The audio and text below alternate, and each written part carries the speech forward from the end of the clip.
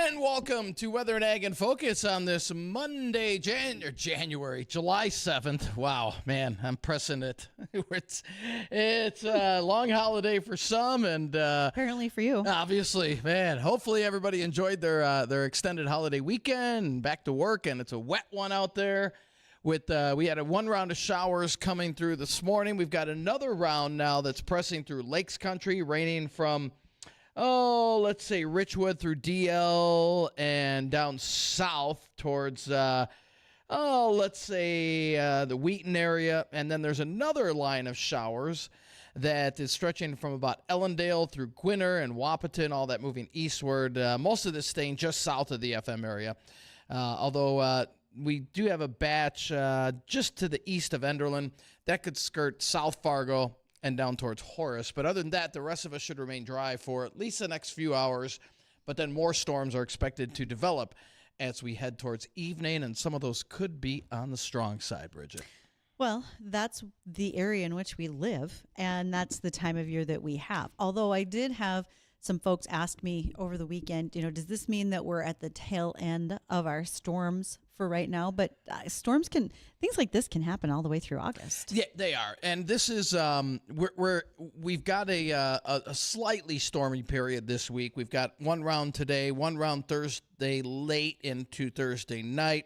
Then we should kind of mellow things out.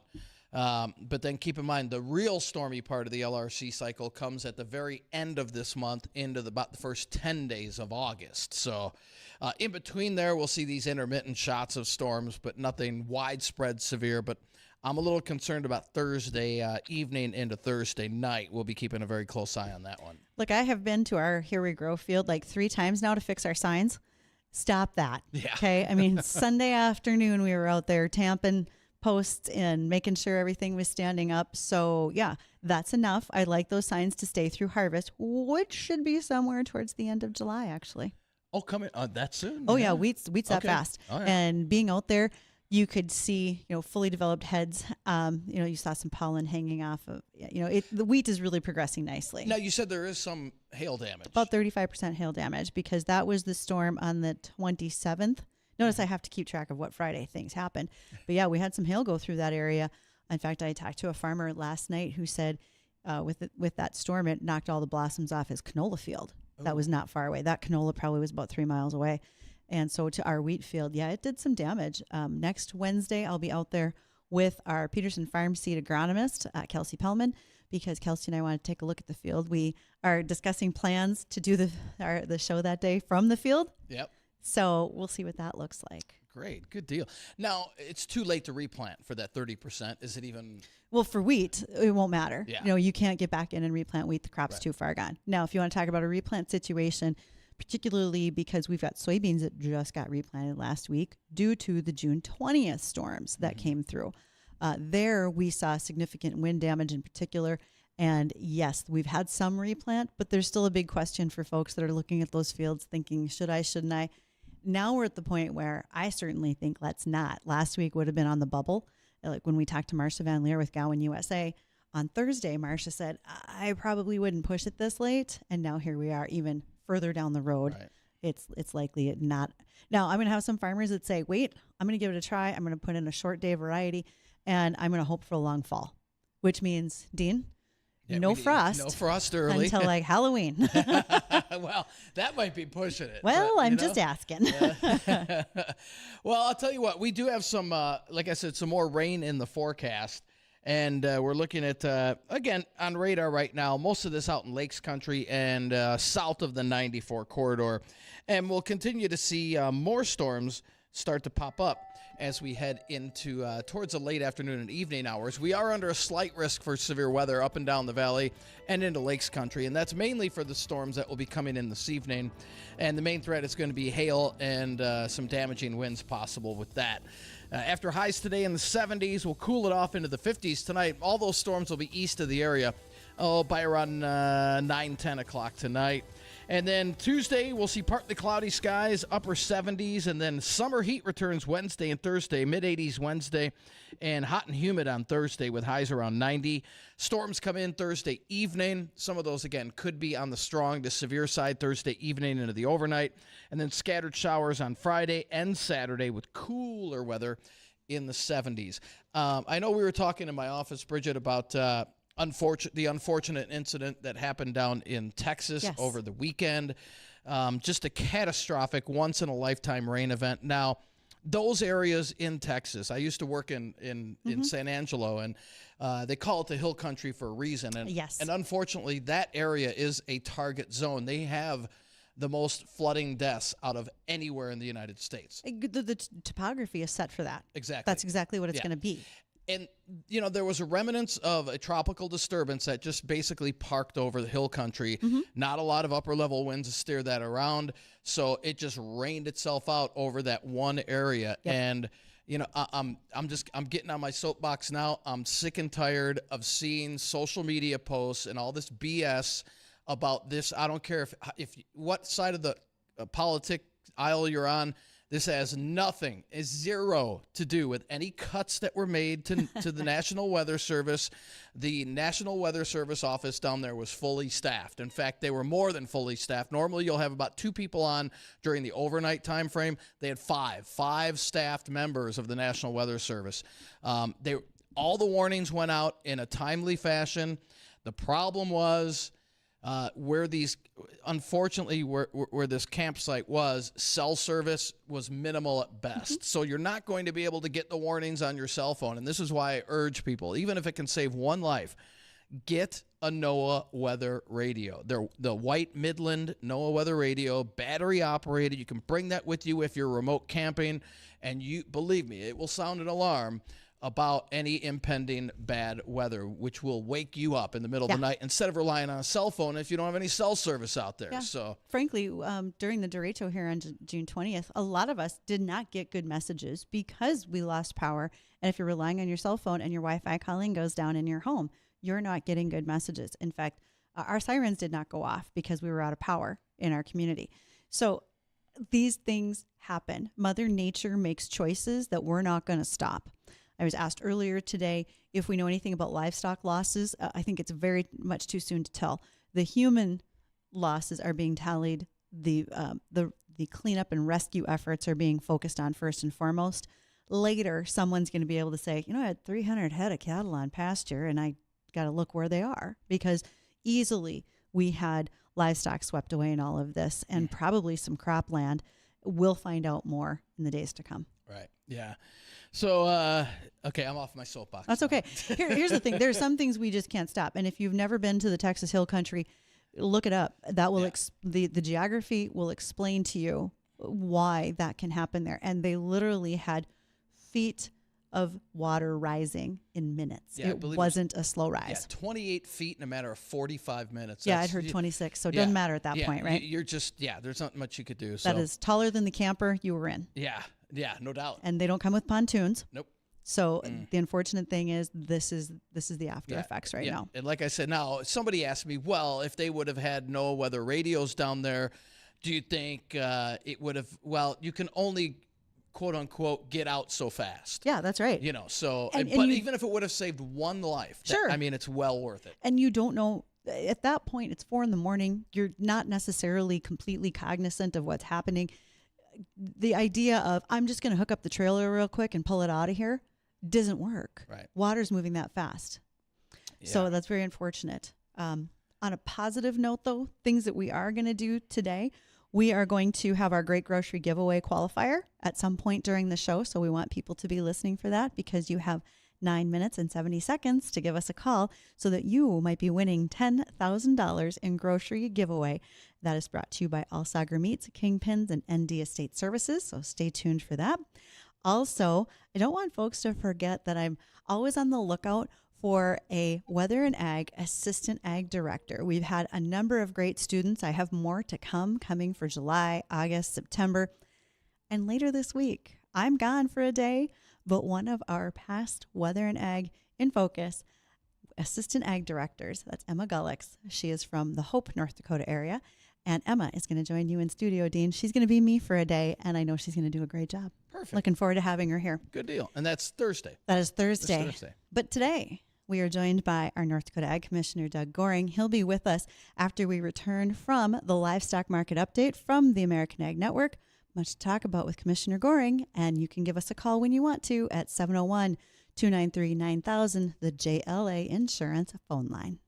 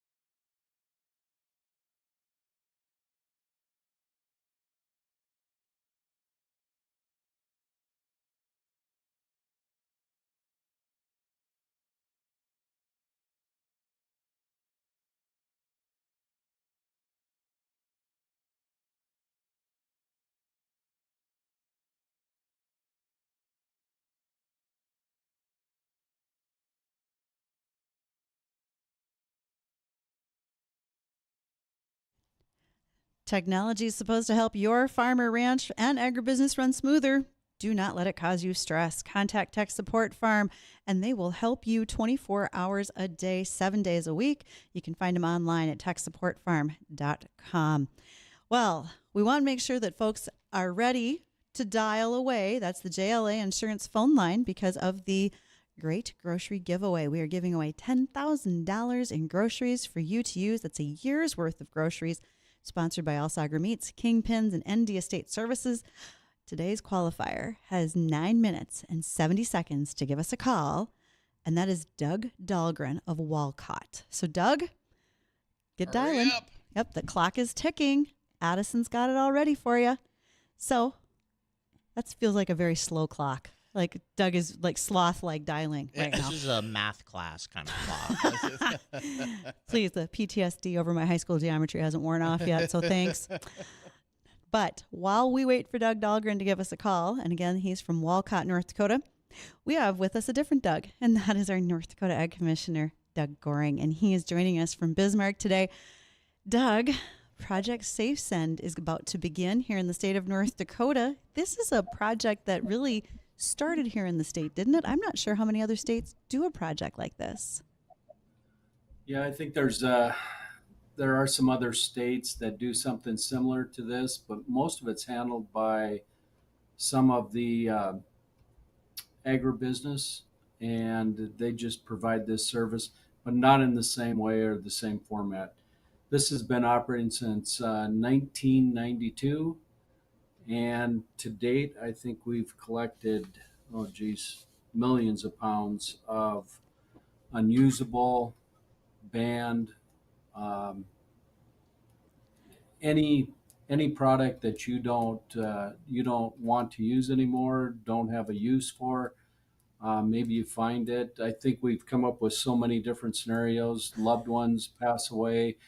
You go in to help clean out their garage, their storage sheds, and all of a sudden you find stuff that could go all the way back to the 1950s. I'm thinking of strychnine oats, things like that. Yeah. No questions asked. It's free, Mm-hmm. and you can bring it to any one of our sites. Now we try to change these up every year. This year we have, I believe it's 12 sites. We start tomorrow, Yes. uh, July, July 8th, yes, and runs through the 23rd. We start in Cooperstown Tuesday. On Wednesday, we're in Larimore. On Thursday, the 10th, we're in Devil's Lake. The 11th, we're in Rugby. The 14th, we're in Minot. And the 15th, we're in Tioga. The 16th, Kildare. The 17th, Dickinson. Yeah. The 18th, Beulah. The 21st, Bismarck. The 22nd, Edgeley. And we finish off in Valley City on the 23rd. And it's open for everyone, the public, other government agencies that handle some products. It's farmers, ranchers, it's agribusiness. We do have a few restrictions and limitations, though, for our agribusiness centers. Only 3,000 pounds or up to 3,000 pounds and one shuttle. We do allow participants to bring up to 5,000 pounds. We do ask if you're bringing over 1,000 pounds that you register. It's not that we have a lot of questions. It's just if we need to anticipate moving a lot of product, at least the contractor we have involved in this project, they can prepare and be ready to take a lot of product if it looks like we're going to be over a normal collection.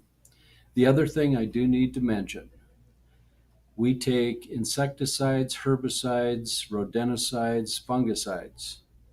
Please don't bring fuel, gasoline, lubricants, antifreeze, fertilizers, soil amendments. We can't take those. We're not contracted to do that. It's a different process, and we try to keep this one really confined to just the pesticide group. And again, if it's a banned product, it's unusable, there's issues, or you just don't need it anymore, bring it, no questions asked. And if you do have a problem with a container or a product that's tore open, leaking, get a hold of us. We can provide you some heavy duty bags to actually put that into and bring it to us. And we'll make sure that it gets disposed of properly. And Doug, speaking of disposing of all this, where does it actually get disposed? What happens to it? So our contractor is out of Minnesota, and they collect the product, they take it back, it's incinerated in a very high temperature facility. It's completely denatured, disposed of, no problems, no issues. that way we don't end up with other environmental issues that someone may have to deal with. And this is, I mean, this is a great idea. And you said we're one of the only few states that do this. Why is this not more common throughout the lower 48?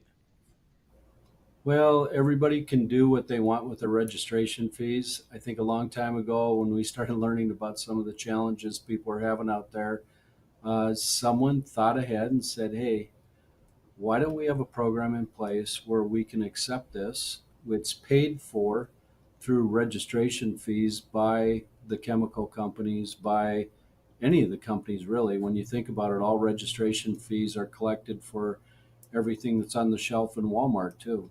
So whether you're talking about Clorox, some wood cleaner, all those different types of things, off mosquito repellents, not just the the egg products um, that are actually sold in larger quantities to a lot of our farmers that are managing, 40, almost 40 million acres in the state. But those registration fees, we use a portion of those to actually run this program. I don't want to get into a lot of what other states are doing because I may not know in detail, but I know that some of the companies, the agribusinesses in other states, they will work with their local farmers to take some unused product back, but they generally don't open it up to everyone, and it's not for everything. So we are coming up on our bottom of the hour news, Doug, but just one thing I want to make sure that we reiterate is you mentioned the potential for leaking jugs, et cetera. So first of all, you can provide the right bags and containers for those things to be picked up if someone has a concern. If you're planning on Yep. bringing it yourself, put on a pair of gloves, not like Yeah. the yellow handy Andes. How about we put on some chemical resistant gloves if we're bringing stuff in? Let's not put these things in the back of our SUV and drive them. And also, if you find instead of grandpa's Tordon pellets, but you find their DDT, excuse me, not DDT, their dynamite, their TNT, that's a call to Cass County SWAT team. We've had them on air before because they do find unexploded ordnance from time to time. And that, just a reminder, that does not go to Project Safe Send. That's a call to the sheriff's department or the SWAT team. They'll come to you. Let's not be driving that around in the back of the car, okay? Right. So, Doug, I hope that's okay to reiterate that point. Oh yeah, I'm gonna have to add that to my list of products don't not to bring. I mean, it's amazing when people show up with a gas can. Will you get rid of this gas that's in here? Oh, God, no. No. Or fuels, lubricants. I mean, antifreeze. I mean, they think it's a product I don't need anymore. Can't you just take it because the local dump wants to charge me? Well, yeah, they do. They do. Yes, I got to put that on there.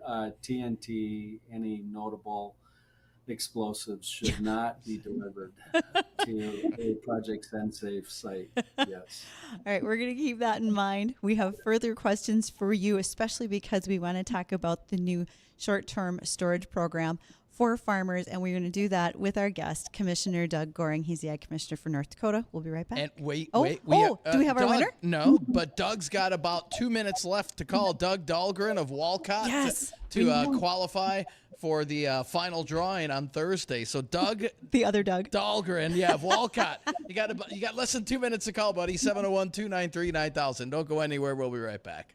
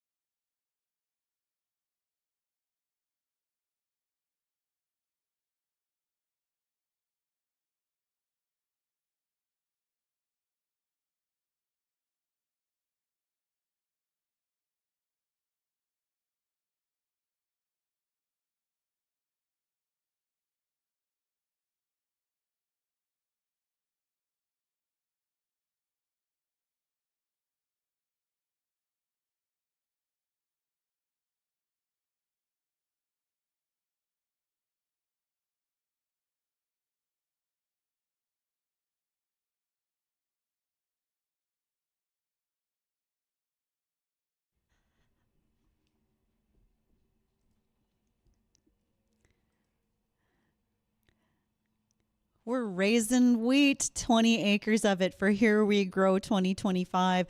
And we've been out to the field a few times. Like I said, I'm done with Dean sending me wind because I'm tired of straightening fence posts and signs out there. Thanks a bunch. I don't blame you.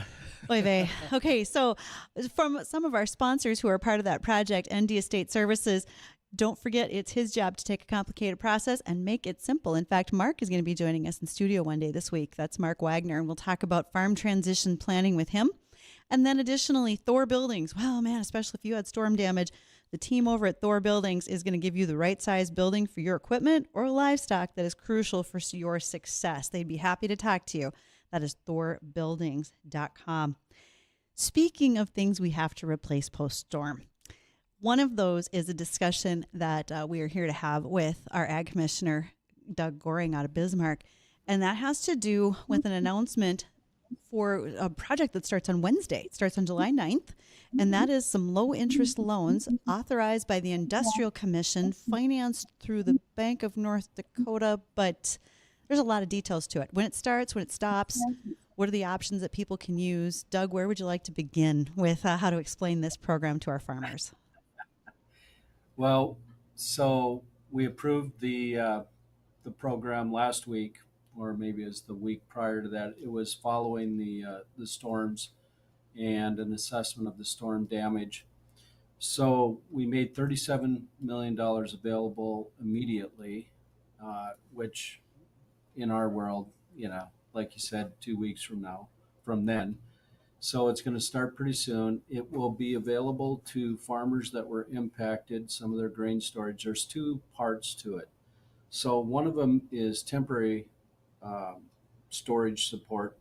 The other is for facility repairs and replacement. Now, we know that sometimes in these types of situations, we have insurance companies that are really busy. They're out there, they're trying to do adjustments. It may take a while to cut a check. I've heard people that had a check within a couple days. I heard people that, it could be a couple months. Anyways, all that aside, we have infrastructure that's been impacted and affected. We have harvest that's on our heels here pretty soon, starting with some of the small grains. We know this spring or this fall is going to be challenging. Grain drying systems, grain handling systems, and grain bins and storage facilities are just gone or wrecked. So this is an effort to help them in the short term. We call it a bridge loan, and it will just help get them started at the moment and work with their local bank to make sure they can access the program. Then when they get their insurance check, they can pay it off and move forward. But we know people are going to be hurt by the lack of capacity that no longer exists right now out there. The other sides to it, and we know that some of our larger elevators are still working on their issues, and some of our smaller businesses, we're looking at what more we can develop to help them down the road. We know of all these smaller businesses out there and facilities on Main Street that provide so much support to the tech providers, but also the agricultural community. We're looking at ways in which we can assist and help them. So right now, this particular program is open till the end of the year. We assume probably most people are going to address and assess their issues early on, figure out what they're going to do, how they want to address going forward, and we'll see where things going to shake out. But right now, that's what we're looking at, is to help support temporary storage, and then to look at repairs and replacement on permanent storage and infrastructure, including, and I shouldn't forget this either, irrigation systems. It's not just the flat bottom bins, but we also understand that some of our livestock facilities, some of our farmers and ranchers got impacted that way. So barns, calving barns, feed barns, milking parlors, machine shops, they qualify for this also.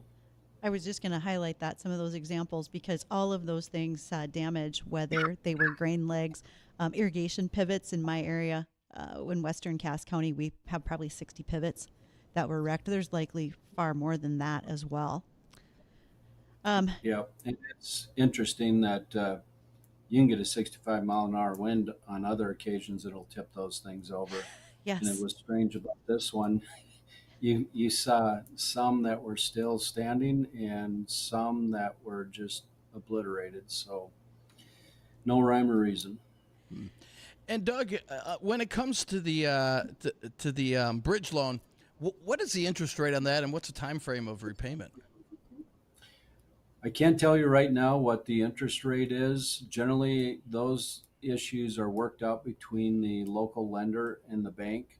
There are some programs that we establish where we'll put like how much the interest will buy down, and then they'll need to work out some of the details with their lenders.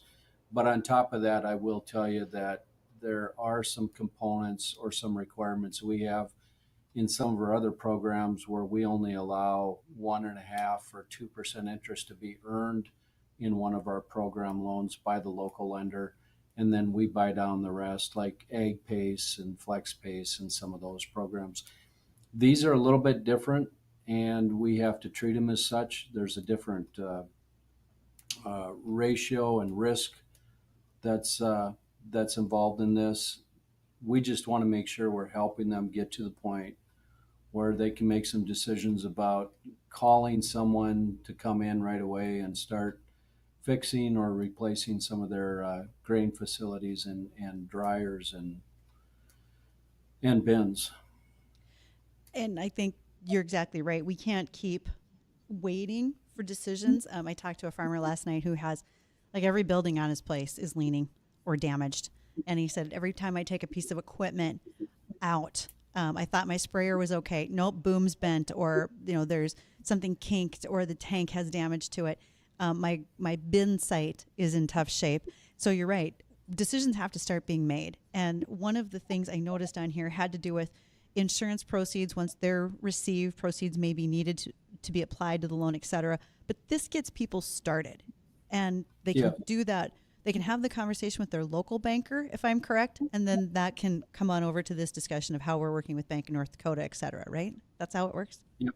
Okay. Generally, the bank works. The bank doesn't work directly with borrowers. Okay. We are the banker's bank, and we do that so we aren't in direct competition with the lending facilities in North Dakota. That's how we've mastered this relationship with the Bank of North Dakota.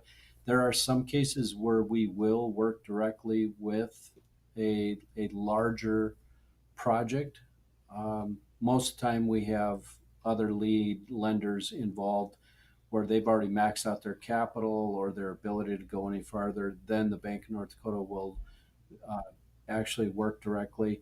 Or if the legislature has something in statute on a specific situation where we can then work directly with the borrower.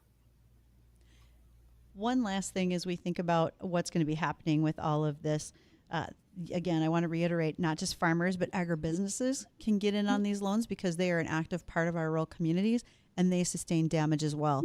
Does that $150 or $150,000 cap matter for them too, or can that be slightly different for the agribusinesses who may be working in this space? So I know we had a lot of discussions about the small businesses out there, and we're still working on some of that. Oh, okay. So before I go any further, I probably need to make sure we have all of our information in order, and then we're going to be looking to expand the program or create another program that looks more at the large scale systems and small businesses, primarily because there may not be some limitations that are that low. They might be higher, especially when you start talking about some of these facilities that, several $1 million to fix and put back in order or replace. All right. That makes a ton more sense. Well, thank you so much for joining us today, Commissioner Goehring. We appreciate you answering all of our questions, especially because we know that there's a lot of folks that aren't really sure how this bridge loan is going to work. But again, that opens up on July 9th. So you'll be able to do a little research and folks can start getting ready to participate in that program very quickly. Absolutely. Call call your local bank and start working with them. Excellent. Good deal. Thanks, Doug. And when we come back, we'll have another recap of the weather, which includes the possibility of some more severe weather this week, and we'll hit on a couple of ag topics. Don't go anywhere. We'll be right back.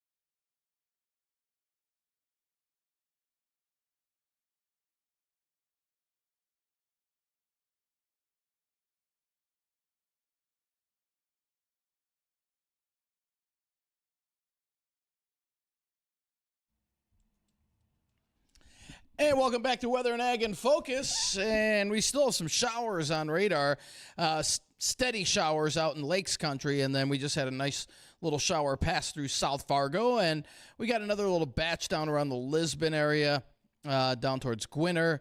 And that is moving east. South Fargo might get clipped by that within the next half hour. But if you look further west, I'm seeing some blue sky, and that means we'll start to see more sunshine as we head into the afternoon, late in the afternoon. But that's also going to destabilize the atmosphere and cause some more storms to pop up on radar as we head towards evening. And some of those could be on the strong to severe side.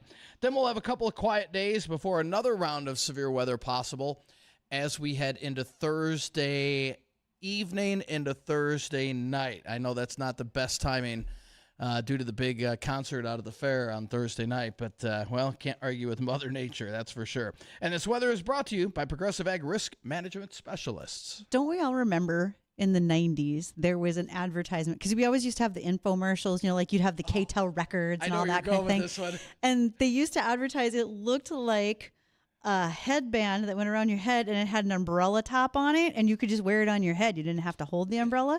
Why aren't they selling those for outdoor concerts? See, that's a good idea. I mean, yeah, you look like a giant lightning rod that's got multicolors on. Which might not be a good thing. I can't save everything here, but Right. I'm just throwing out some ideas.